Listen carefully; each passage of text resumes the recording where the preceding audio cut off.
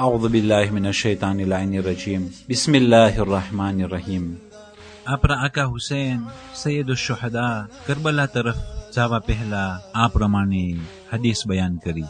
ألا وإني لم أخرج أشرا ولا بطرا ولا ظالما ولا مفسدا وإنما خرجت لطلب الإصلاح في أمة جدي.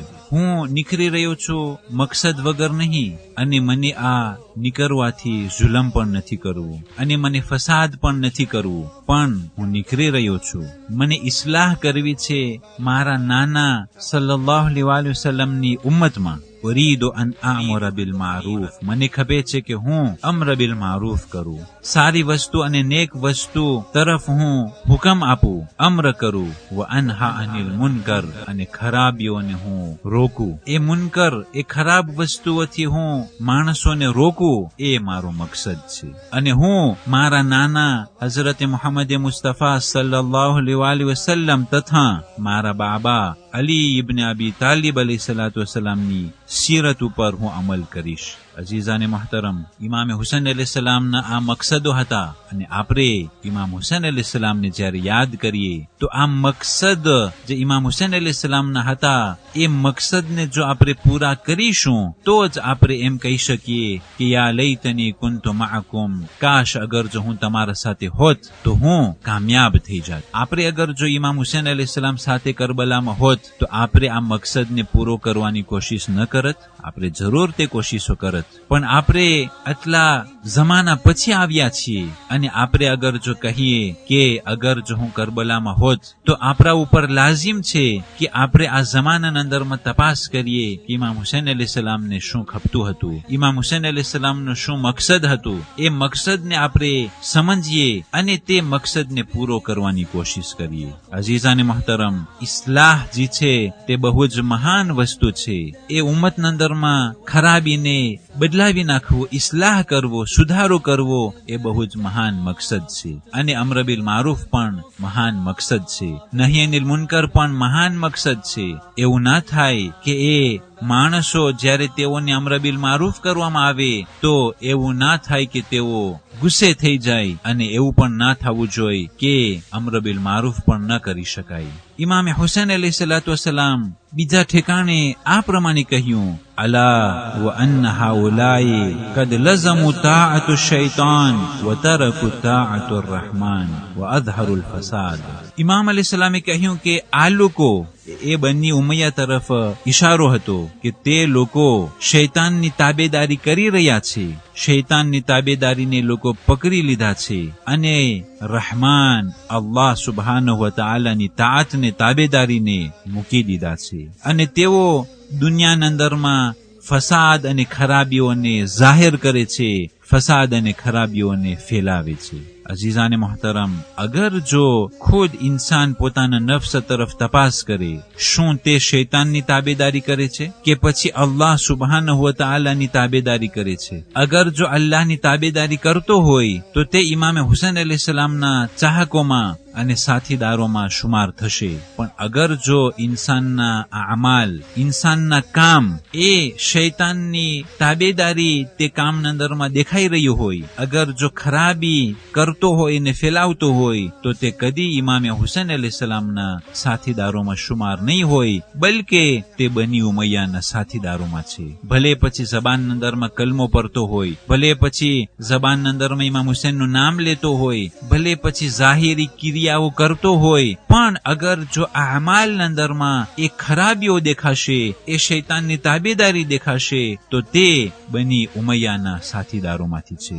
અલા તરૌના ઇલલ હક લા યુઅમલુ બિહી, તમે જોતા નથી કે હક ઉપર અમલ કરવામાં નથી આવતો? وَإِلَى الْبَاطِلِ لَا يُتَنَاهَ عَنْهُ તમે જોતા નથી કે બાતિલને કોઈ રોકવા વાળું પણ નથી. لِيَرْغَبَ الْمُؤْمِنُ فِي لِقَاءِ رَبِّهِ مُحِقًّا તો હવે એક મોમિન તેના ખુદાની મુલાકાત માટે હકની સાથે તૈયાર થઈ જાય.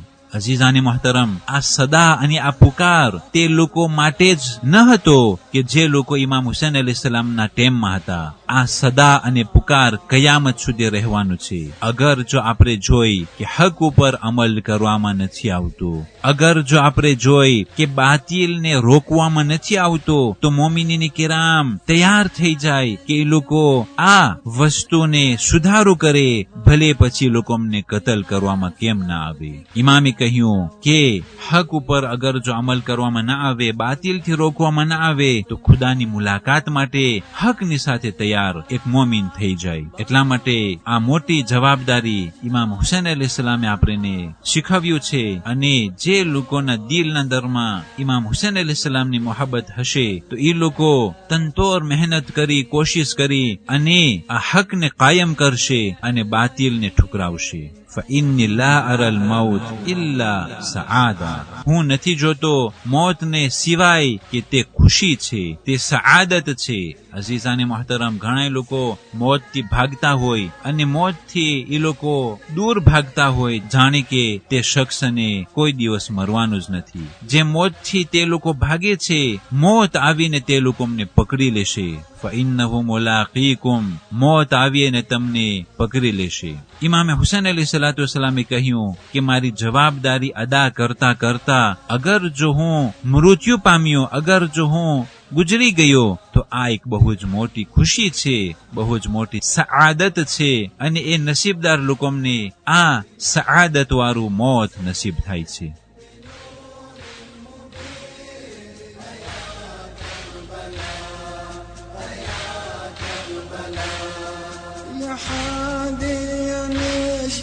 بدمع الدروب بعرج بنا على وادي الطفوف، على وادي الطفوف.